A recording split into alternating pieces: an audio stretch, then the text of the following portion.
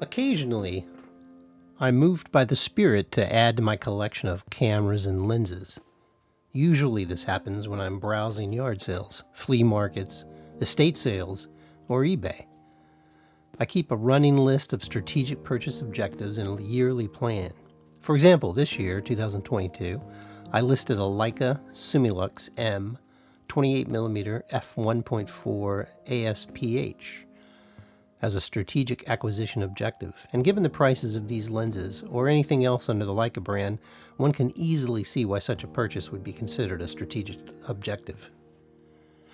Two categories of collectibles drive my acquisition plan. Category 1 includes items that pique my interest, not currently in my collection. Category 2 contains items I already own and like so much I want to own several as backups. Examples from Category 1 include the recently acquired Nikon SP and Rollei 3.5. An example of Category 2 is the Contax T. So let's start with the Contax T. The Contax T, black finish. If you spend a little time browsing my website or checking out videos in this channel, you'll soon learn I'm a huge fan of the Contax T, a compact 35mm rangefinder film camera that fits in the palm of your hand. Well, it fits in the palm of my hand anyway. I like this camera so much that over the years I've acquired 4. When I saw this specimen on eBay, in pristine condition sporting a low serial number, I pulled the trigger. It is said the acclaimed French photographer Henri Cartier-Bresson used a Contax T in the later years of his life and owned several. This I have not been able to confirm with any certainty. It also is said that the photographer Constantin Manos used a Contax T at some point. Several months ago, I sent him an email posing this question, but received no reply. And who am I, anyway, to bother a Magnum photographer with such drivel? I should have brought 4 of these little gems back in the 80s when they weren't so bloody expensive. Had I known what retro camera gear would sell for nowadays, I would have bought stuff just to hold on to over the years.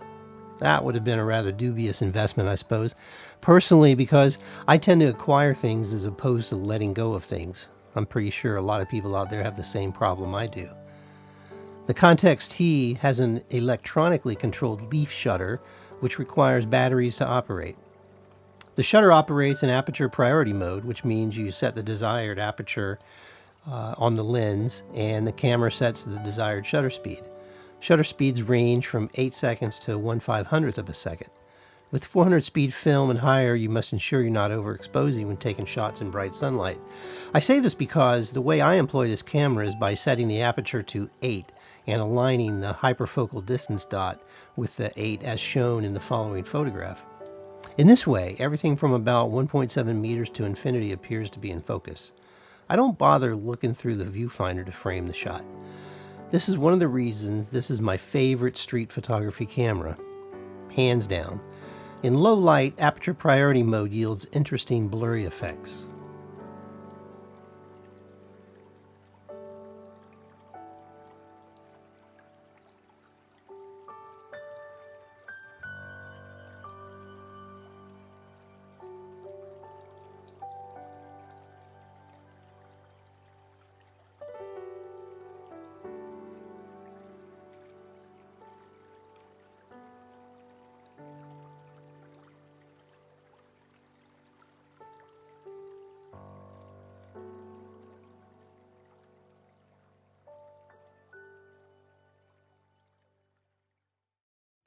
The Rollei 3.5.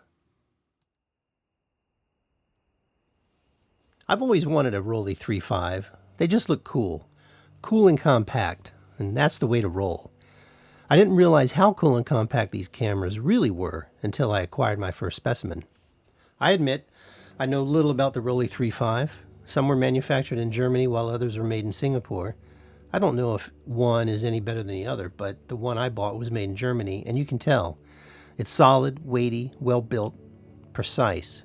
It's definitely heavier than the Contax T, with similar dimensions when the lens is retracted. The Contax T is designed by Porsche.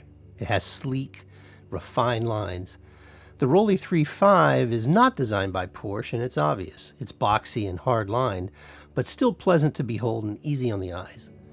The film advance lever is on the left while the Contax T's is on the right. And that's a big deal for me because I'm right-handed. At least that's how I prefer to shoot with the Contax T. It'll take some getting used to if I want to use the Rollei 3.5 as a street shooter the same way I employ the Contax T. Another difference between the Rollei 3.5 and the Contax T is the film frame counters on the bottom of the camera. That's not an issue, really, as I usually don't care how many shots are left on a roll. I just shoot until it stops, rewind, reload, and continue.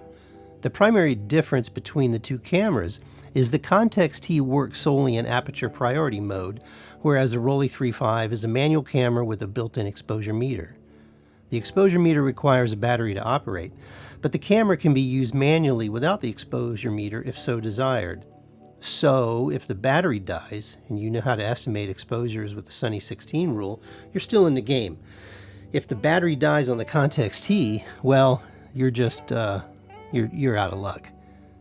Lens-wise, the Contax T and the Rollei 3.5 are West Virginia cousins. The Contax T sports a Carl Zeiss Sonar 38mm f2.8 T-Star lens, which I know from experience produces incredible images. The Rollei 3.5 has a Carl Zeiss Tessar 40mm f3.5, but I have no experience with this lens. The Contax T has a slightly wider angle of coverage, so score 1 for the Contax T. But aside from that, does a Sonar render better images than a Tessar? I don't yet know the answer to this question, but I hope to formulate an informed opinion after I develop the film and examine the sample images. Ergonomically speaking, I'm sure my picture taking will slow down with the Rollei 3.5 since it's a manual camera. I'm so used to letting the Contax T do its thing, which it does so well. The Rollei 3.5 will force me to evaluate scene illumination and the camera settings each time I take a photograph. Now, this is not necessarily a bad thing, but from a street photography perspective, anytime you have to fiddle with the camera, you draw attention to yourself and to the machine. People tend to get nervous, don their personas when they sense a camera is pointing in their direction. The Contax T wins in the stealth department. The Contax T sonar is slightly faster, but for the type of photography I do with these small, compact cameras, I doubt it will be an issue. I generally shoot with the Contax T sonar set to f8, so any advantage f2.8 offers in low light goes largely unused.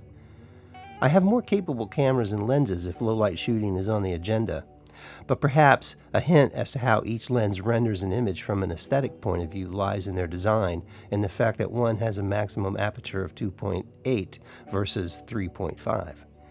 Perhaps it's time I try shooting these cameras mounted on a tripod to get a feel for which lens looks best shot wide open.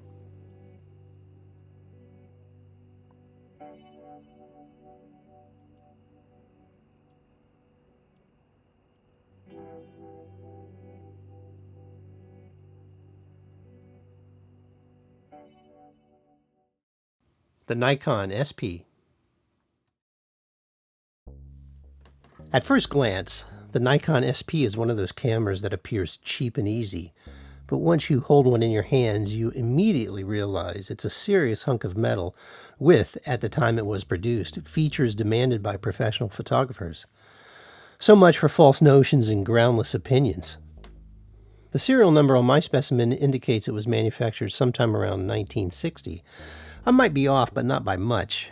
It's an immaculate shape for a camera that's older than I am, which is why I bought it. This particular camera sports a Nikon 5cm f1.4 lens.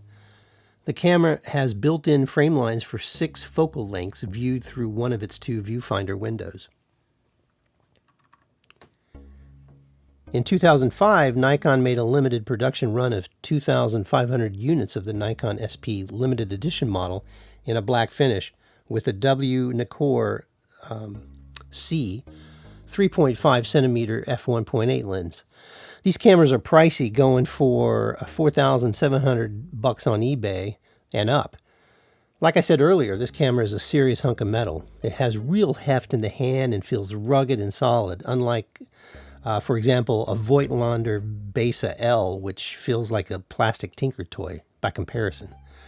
It's not even fair to compare the Nikon SP with the Voigtlander Beta L, as the former is a serious, high-quality, professional-grade camera, and the latter feels cheap by all measurable standards. A better comparison would be made between the Nikon SP and a Leica M3, and you may scoff at the mere thought of comparing a 1960s Nikon with a 1960s Leica, but I can say right off the bat that I prefer the film loading scheme of the Nikon to the Leica any day. One negative against the Nikon SP is the placement of the shutter release button. I found I had to hunt for the button, which is set back a little bit, whereas the Leica M3 shutter release button is more intuitively and ergonomically located. My index finger just falls on it when I'm shooting with a Leica M3. The delay in finding the shutter release button on the Nikon SP can result in a lost opportunity. I thought I'd get used to it the more I use the camera, but that wasn't really the case. Still, it's a first world problem and one that doesn't take away any of the joy of shooting with this camera. One thing both the Nikon SP and the Leica M3 share is price. No one's giving these cameras away. At the time I write this, an excellent Leica M3 single stroke with no lens lists for $1,549 United States dollars on eBay. A Nikon SP in similar condition costs around $1,399. At least it comes with a lens. Used camera prices are generally out of sight, but Leica and Nikon rangefinders demand a premium, especially limited run editions. In the field, the Nikon SP is a pure pleasure to use. Notwithstanding the shutter release hunting expeditions I had to go on now and then, I simply lost my bearings when looking through the viewfinder and focusing with my index finger, then trying to press the shutter button. I eventually figured out it was just a little farther back than what I imagined and soldiered on smartly.